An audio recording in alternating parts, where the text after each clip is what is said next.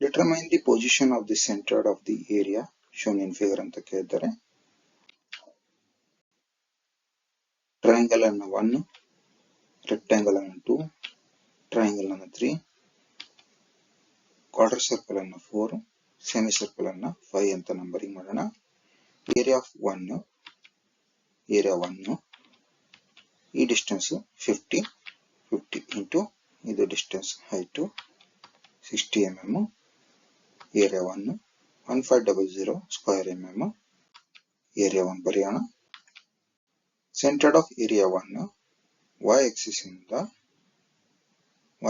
ಇಂದ 2/3 of 50 or 50 minus 1/3 of 50 ಎರಡು ಒಂದೇ. y axis ಇಂದ 2/3 of 50 or x axis ಇಂದ 1/3 of 60 x1 y1 ಬರೆಯೋಣ. x1 y1. Area of 2 rectangle 2 50 100 50 200 into 60. Area 2 equal to 200 into 60 12,000 square mm. Area 2.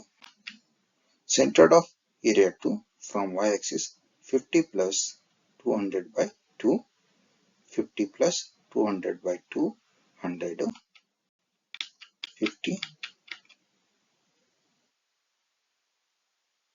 200 by 2 plus 50 or 50 plus 200 by 2 ಇಲ್ಲಿಂದ ಇಲ್ಲಿವರೆಗೆ 200 by 2 plus this 50 x2 y2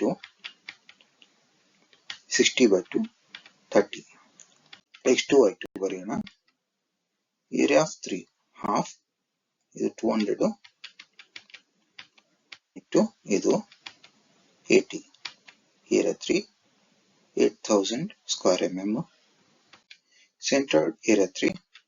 Centered of area 3 from y axis ಇಲ್ಲಿಂದ ಇಲ್ಲಿವರೆಗೆ 50 plus ಇದು 200 by 2 ಮತ್ತೆ y axis ಇಂದ x axis ಇಂದ ಇದು 60 plus ಇದು 1/3 of 80. So x3 200 by 2 ಇಲ್ಲಿಂದ ಇಲ್ಲಿವರೆಗೆ plus 50 ಇದು 50 150 mm. x axis ಇಂದ 60 ಇದು 60 plus ಇದು 1/3 of 80. 60 plus 1/3 of 80 86.667 mm. x3 y3.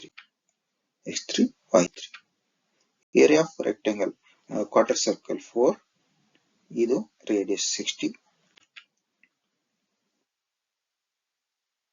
5 by 4 into 60 square.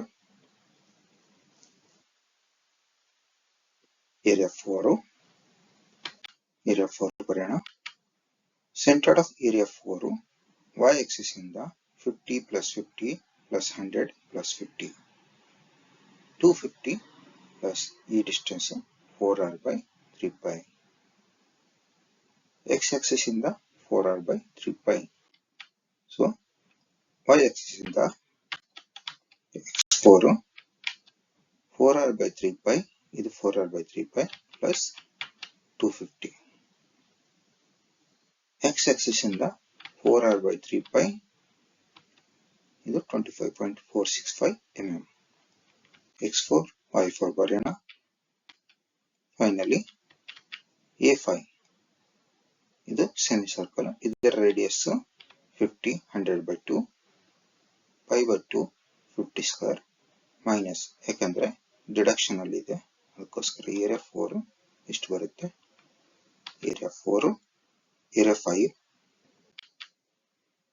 Area 5 centred y axis ಇಂದ 50 plus 200 by 2 or 200 plus 50.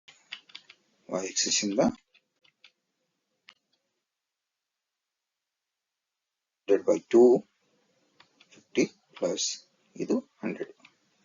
So 150 mm. x axis ಇಂದ 4r by 3 pi 6 radius 50 mm ಇದೆ. x axis ಇಂದ 4r by 3 pi 21.22 mm. X4, X5, Y5. X bar ಈ ಫಾರ್ಮುಲಾದಿಂದ Y bar ಈ ಫಾರ್ಮುಲಾದಿಂದ ಬರುತ್ತೆ. Summation AI calculate ಮಾಡೋಣ. X ಬಾರು Y bar calculate ಮಾಡಿದಾಗ ಬರುತ್ತೆ.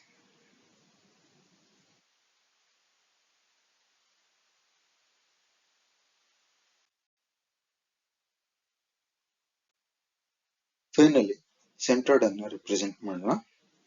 Centroid X Axis ಇಂದ 158.81 mm ದೂರದಲ್ಲಿದೆ. Y ಆಕ್ಸಿಸ್ ಇಂದ 52.548 mm ದೂರದಲ್ಲಿ